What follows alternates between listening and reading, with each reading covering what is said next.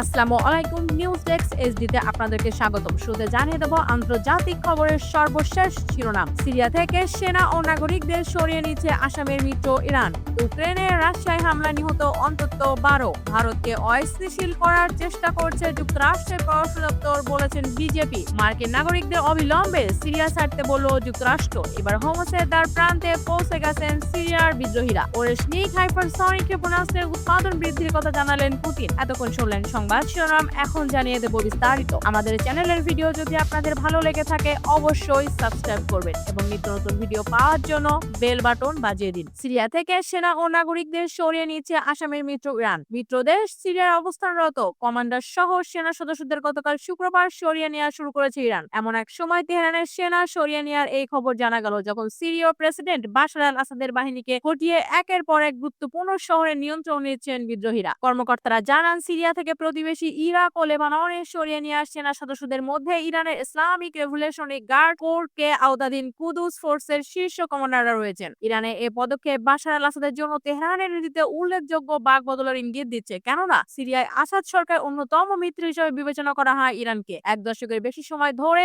চলা সিরীয় গৃহযুদ্ধে আসাদের পাশে দাঁড়িয়েছেন তেহরান। এছাড়া ইরান সমর্থিত লেবাননের সশস্ত্র সংগঠন হিজবুল্লাহর কাছে অস্ত্র সরবরাহে সিরিয়াকে অন্যতম গুরুত্বপূর্ণ পথ বা রুট হিসেবে ব্যবহার করে তেহরান। ইউক্রেনের রাশিয়ায় হামলায় নিহত 12। ইউক্রেনের বিভিন্ন এলাকায় রাশিয়ান হামলায় কমপক্ষে 12 জন নিহত হয়েছেন। গতকাল শুক্রবার এসব হামলার ঘটনা ঘটে। ইউক্রেনের দক্ষিণ পূর্বে জাপরিজিয়া অঞ্চলের গভর্নর ইভান ফেদোরা বলেন, গতকাল শুক্রবার এই অঞ্চলে রুশ হামলায় নিহত ব্যক্তির সংখ্যা বেড়ে কমপক্ষে 10-এ দাঁড়িয়েছে। রুশ বিমান হামলায় একটি গাড়ির গ্যারেজ ও সার্ভিস স্টেশনে আগুন ধরে যায়। ফেদোরেভ আরো বলেন, হামলায় আহত ব্যক্তিদের মধ্যে 4 ও 11 বছর বয়সী 2 শিশুও আছে। এছাড়া শুক্রবার ইউক্রেনের মধ্য অঞ্চল ক্রিভি রিভার শহরেও হামলা চালিয়েছে রুশ বাহিনীতে কমপক্ষে 2 জন নিহত হয়েছেন। ইউক্রেনের জরুরি পরিষেবা সংস্থা জানিয়েছে, রুশ হামলায় অন্তত 16 জন আহত হয়েছেন। এর মধ্যে একজন শিশু আছে। নিখোঁজ একজনকে উদ্ধারের তল্লাশি চলছে। টেলিগ্রামে দেয়া পোস্টে সংস্থাটি বলেছে, হামলায় 3 তলা একটি ভবন, আরো কয়েকটি আবাসিক ভবন ও গাড়ি ক্ষতিগ্রস্ত হয়েছে। ভারতকে অস্থিতিশীল করার চেষ্টা করছে যুক্তরাষ্ট্রের পররাষ্ট্র দপ্তর, বলেছেন বিজেপি। যুক্তরাষ্ট্রের পররাষ্ট্র দপ্তর ও ডিপ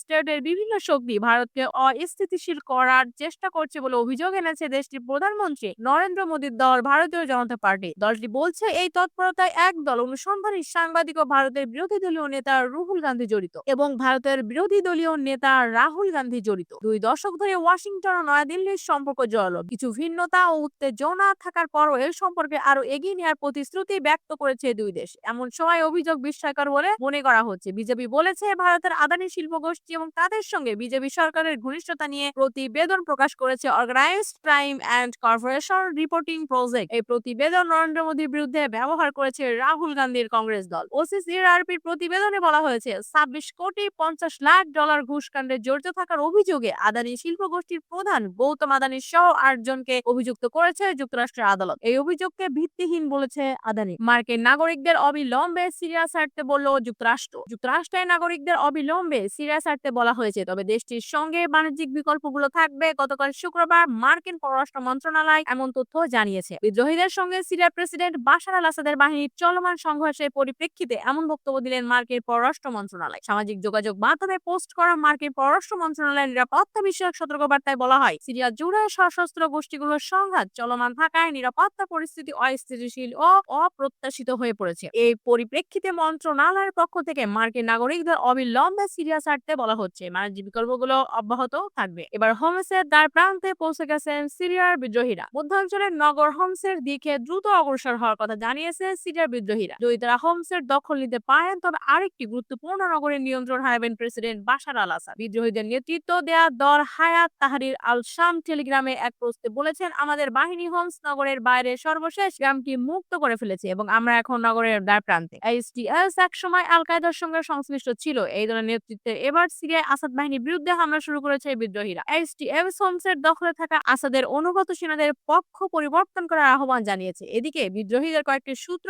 শনিবার ভোরে বলেছে, তারা জর্ডান সীমান্তবর্তী দক্ষিণের শহর ধারা দখল করে নিয়েছে। ধারার সরকারি বাহিনীকে নিরাপদে রাজধানী দামেস্কে চলে যাওয়ার সুযোগ দেওয়া নিয়ে বিদ্রোহীদের সঙ্গে একটি চুক্তি পর সিরিয়ার সেনাবাহিনী সেখান থেকে সেনা প্রত্যাহার করে নিয়েছে। ওরেশনিক হাইপারসনিক ক্ষেপণাস্ত্রের উৎপাদন বৃদ্ধির কথা জানালেন পুতিন। রাশিয়া ওরেশনিক হাইপারসনিক ক্ষেপণাস্ত্রের উৎপাদন বাড়ানো হচ্ছে বলে জানিয়েছেন রুশ প্রেসিডেন্ট ভ্লাদিমির পুতিন। তিনি বলেছেন আগামী বছরে মিত্র দেশ বেলারুশে নতুন এই ক্ষেপণাস্ত্র মোতায়েন করা হতে পারে। আর শুক্রবার বেলারুশের প্রেসিডেন্ট আলেক্সান্ডার লুকাশেঙ্কোর সঙ্গে এক বৈঠকে এসব কথা বলেন তিনি। পূর্ব ইউক্রেনের নিপ্রো শহরে গত মাসে ওরেশনি ক্ষেপণাস্ত্র ব্যবহার করে হামলা চালায় রাশিয়া। এরপর পুতিন ক্ষেপণাস্ত্রটির পরিচয় সামনে আনেন। তার ভাষ্যমতে ওরেশনি ক্ষেপণাস্ত্র পারমাণবিক অস্ত্র বহনে সক্ষম। এই ক্ষেপণাস্ত্র হামলার মধ্য দিয়ে প্রায় ৩ বছর ধরে চলা ইউক্রেন যুদ্ধকে নতুন করে উত্তেজনা সৃষ্টি হয়। পুতিন ও লুকাশেঙ্কোর বৈঠকটি অনুষ্ঠিত হয় বেলারুশের রাজধানী মিনস্কে। পরে তাদের টেলিভিশনে সম্প্রচার করা হয়। ওরেশনিকের উৎপাদন বাড়ানো হচ্ছে জানিয়ে বৈঠকে পুতিন বলেন ওরেশনিকের মতো